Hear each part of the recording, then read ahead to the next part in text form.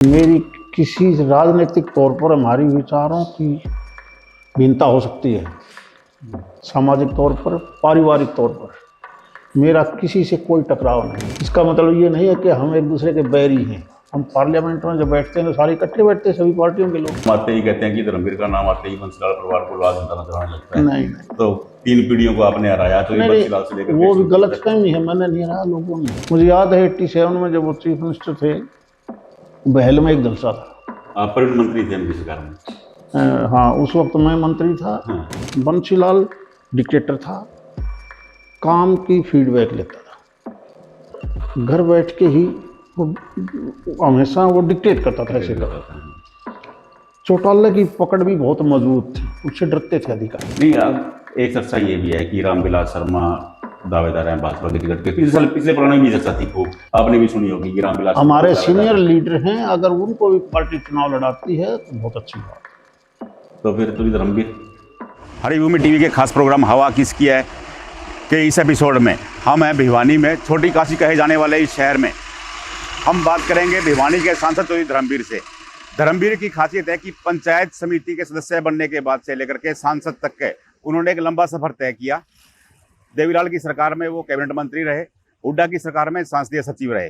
अब एक बार फिर तीसरी बार वो बंसीलाल परिवार के सामने चुनाव लड़ने को तैयार है। उनकी चुनावी रणनीति पर व देश प्रदेश की राजनीति पर उनसे करेंगे खास चर्चा। तो सर नमस्कार जी। हरिभूमि का एक विशेष प्रोग्राम है हवा किसकी है में आज हम आपसे बात करेंगे कि लोकसभा चुनाव की तैयारी कितनी है, आप किस हिसाब से मैदान में उतरने के लिए तैयार है? देखिए, मुझे लगता है मार्च के महीने में चुनाव डिक्लेयर हो जाते हैं, पूरे 5 साल हो जाएंगे। जी जी। 2014 में भी मार्च को नोटिफिकेशन जारी हुआ था और ये 2019 में, तो मात्र 3 महीने का भी समय नहीं है। मैं ये मान के चलता हूँ कि देश में तीसरी बार पहले से भी ज़्यादा वोट और सीटें, जैसे 9 के बाद आपने जो 2 चुनाव देखे, 2014 में जो सीट आई उससे बढ़ के 2019 में आई, और उससे और ज़्यादा बढ़ के मोदी जी के नेतृत्व में ये देश विश्वास करता है ज़्यादा सीट आएंगी। तो सब बार बार एक रूमर फैला रहता है कि चौधरी धर्मवीर एमएलए रहते हुए बड़े खुश थे, सांसद रहते हुए उतने खुश नहीं है, ये क्या है? मैं शुरू में मेंबर पंचायत बना था, छोटा सा ब्लॉक समिति के सदस्य थे, मेंबर पंचायत। ठीक है। फिर मैं पंचायत समिति का सदस्य बना तो दायरा थोड़ा सा बढ़ गया। फिर मैं विधायक बना, चेयरमैन बना तो दायरा और बढ़ गया। उसके बाद मैं विधायक बना, दायरा बढ़ गया। विधायक 4 बार बना, अलग अलग क्षेत्र में बना तो और दायरा बढ़ गया। 2 बार से मैं सांसद हूँ तो दायरा और ज़्यादा बढ़ गया। इसलिए स्वाभाविक है, दायरा बढ़ेगा तो बोझ भी बढ़ेगा। ठीक है। और अब मैं दोबारा से, वैसे पार्टी की सोच है जो करना है, पर मेरी मंशा ये है कि मैं केवल लोकसभा लड़ना चाहता हूँ। हमने पब्लिक के भी व्यूज लिए तो कई जगह ये बात भी आई कि तुरी धर्मवीर बेटे को विधानसभा चुनाव लड़वाएंगे। धर्मवीर जी की हुड्डा से खास यारी है, वो किसी समय हुड्डा से मिलते रहते हैं, इसमें कितना एकदम है?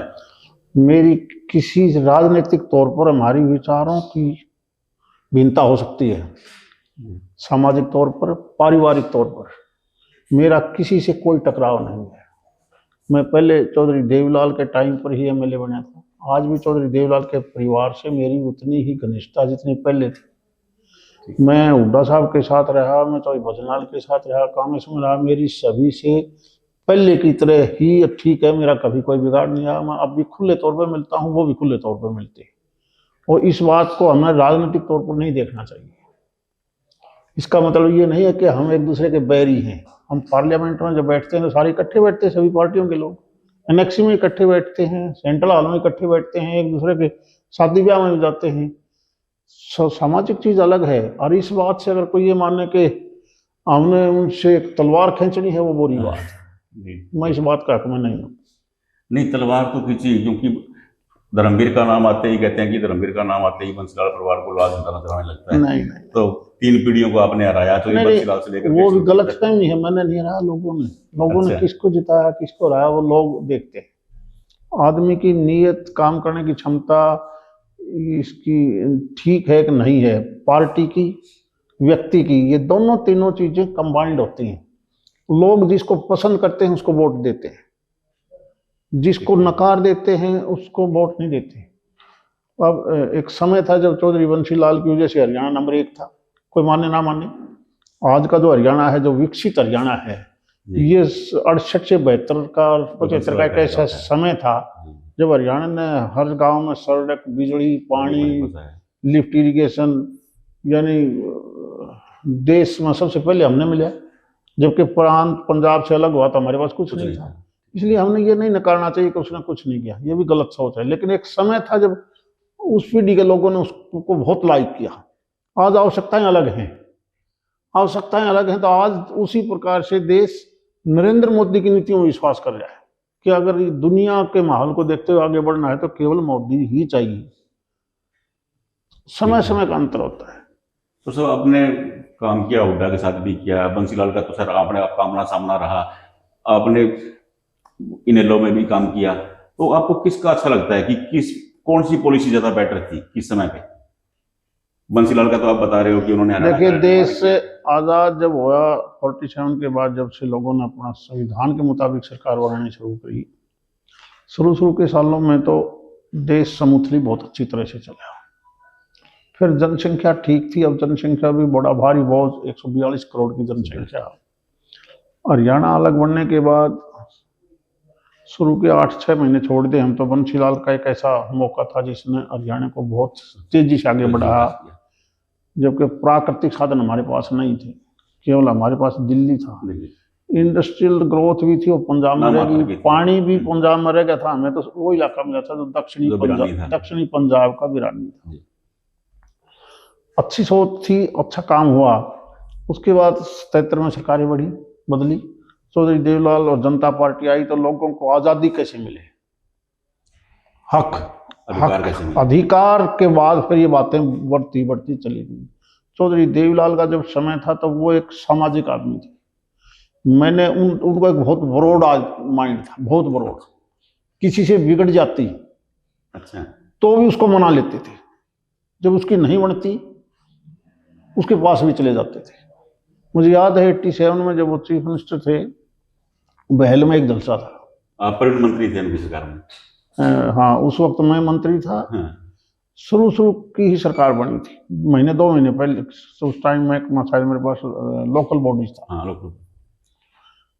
तो बहल जलसे में ईरान को कहने लगे, वो पंडित जी होते थे हमारे दोस्त, कहाँ आजकल? बोला जी कौन? बोला जी पंडित तुलसीराम। बोले हाँ बिल्कुल थे। ईरान बोला जी उसने तो कांग्रेस का चुनाव लड़ा था मेरे खिलाफ। बोला आजकल कहाँ है वो? 2 ही महीने चुने हुए थे। अच्छा। बोला जी उसके तो मेरे तो खिलाफ थे, गांव में होंगे, चल उसके घर चलते हैं। अच्छा। ईरान की पोजीशन खराब होगी, धक्के से बैठा चल। हम भी साथ थे। अच्छा। पहले उनका कहा, वहां चाय पी के आए।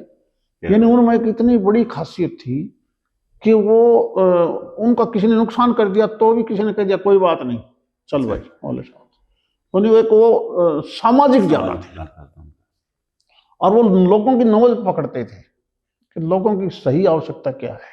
उस वक्त सारे टोल को जनता दल इकट्ठा कर देना, वो भी उन्हीं की खासियत थी 89 में।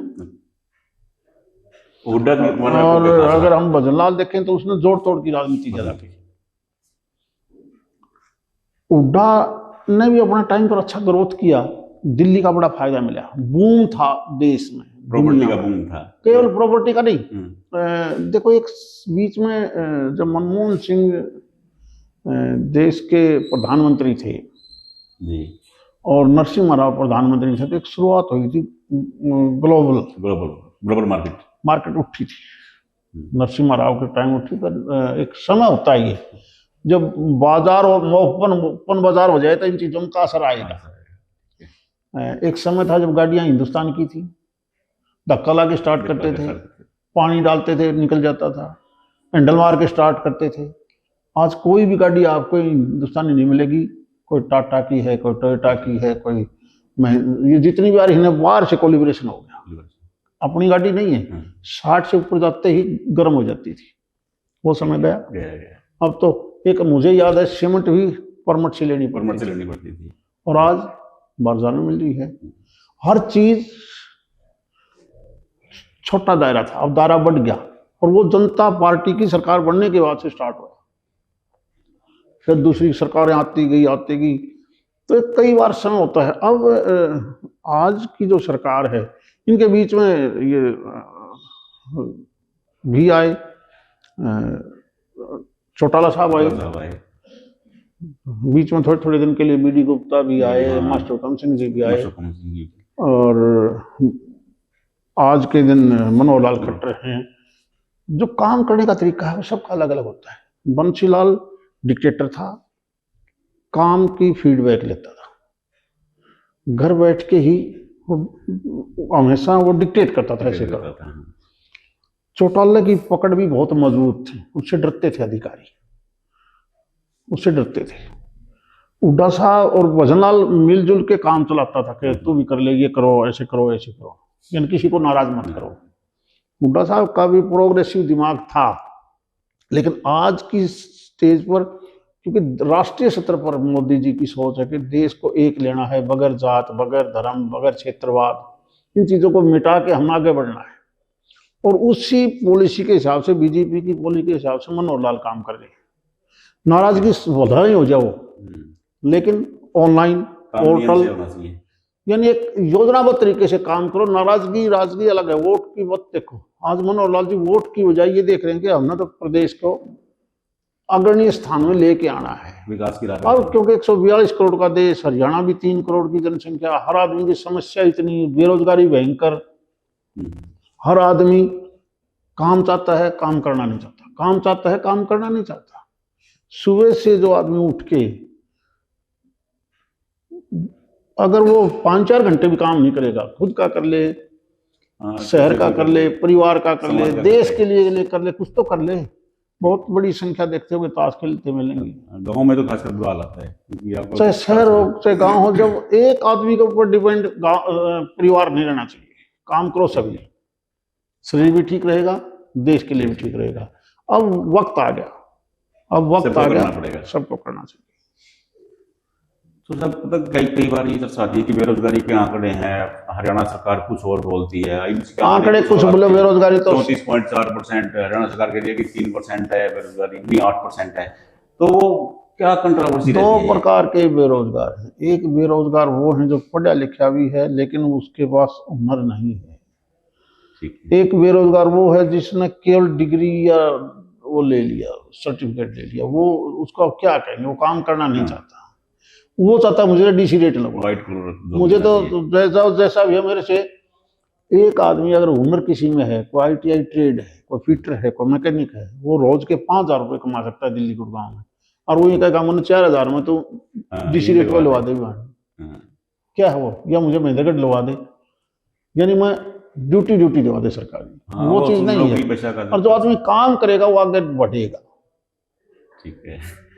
एक और बड़ी कंट्रोवर्सी रहती है हरियाणा में, पिछले 1 साल से तो बड़ा वो चल रहा है कि दुष्यंत अलग हो जाएंगे, दुष्यंत से अलग। विप्लव देव का भी एक बार बयान आया, काफी हंगामा खड़ा हुआ, लेकिन हुआ कुछ नहीं। फिर राजस्थान के बंटवारे में तो उनको मना कर दिया गया, तब भी ये बड़ी चर्चा हुई कि दुष्यंत अलग हो जाएंगे। आपको क्या लगता है, ये गठबंधन चल जाएगा पूरा 5 साल? अब राष्ट्रीय स्तर पर आज जरूरत है देश के सभी लोगों को एक होके, उनके लीडरों को एक होके पहले देश की सोचें। राष्ट्रीय स्तर पर प्रदेश की राजनीति अलग है, गांव की राजनीति अलग है, विचारधारा उनकी अलग अलग हो सकती है, लेकिन राष्ट्रीय सोच एक होनी चाहिए। उसके बाद किसने कहाँ मिलना है, नहीं मिलना है, विपक्ष में रह के भी तो आदमी काम कर सकता है। जरूरी थोड़ा है सत्ता पक्ष में ही आप प्रदेश और देश की सेवा करोगे, विपक्ष में रह के भी कर सकते हो। विपक्ष में रहते हुए वो तो एक समय के ऊपर होता है। फिर कई बार स्थायी सरकार भी जरूरी होती है। केंद्र प्रांत में स्थायी सरकार सबसे जरूरी है। हमने 30 साल भुगता है ये देश, ठीक है, मिलीजुली सरकारों में। और अब स्थायी सरकार से देश आज मोदी जी के नेतृत्व में स्थायीता होने के कारण दुनिया की बड़ी बड़ी ताकत भी हमारे सामने नतमस्तक है। अगर मिलीजुली होती तो हमारा क्या हाल होता, हमें कौन पूछता, हमें दरवाजे में नहीं खड़े होने देता। यही चीज आपने प्रदेश की सरकार में भी स्थायित्व चाहिए। कई बार पंचायत में मेजोरिटी नहीं होती, एक भी प्रस्ताव पास नहीं होता, पैसा रुक जाता, काम होता ही।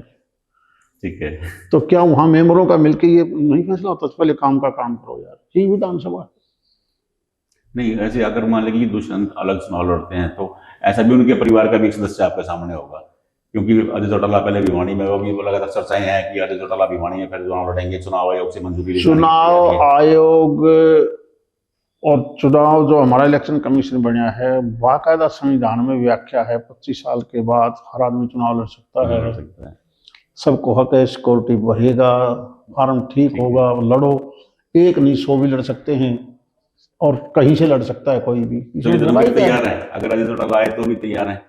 अरे ये यार राजनीति, ये मैं कहता हूँ, ये मैं नहीं लड़ूंगा, लोग ही देखते हैं कि कौन आदमी ठीक रहेगा, उसको ज्यादा वोट दे देते हैं, उससे थोड़ा बड़ा दूसरे भरे जाएगा, उसके थोड़े बड़ा तीसरे भरे जाएगा, क्या फर्क पड़ता है?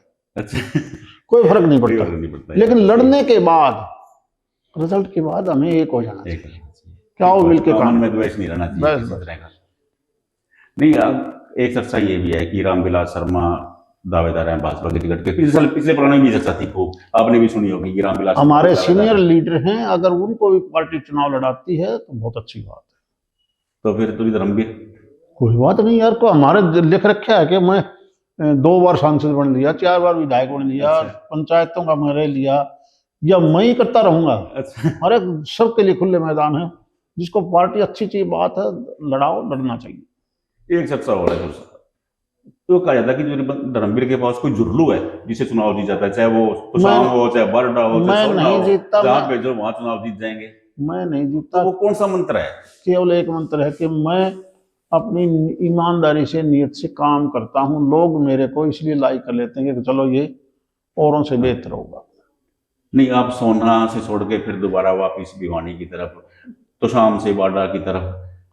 नहीं नहीं नहीं नहीं, वो केवल जो मेरी वर्किंग है, वो लोगों को कहीं ना कहीं औरों की बजाय थोड़ी सी लाइकिंग ज्यादा रही होगी, इसलिए लोग उनकी तुलना में मेरे को प्रेफर कर देते हैं।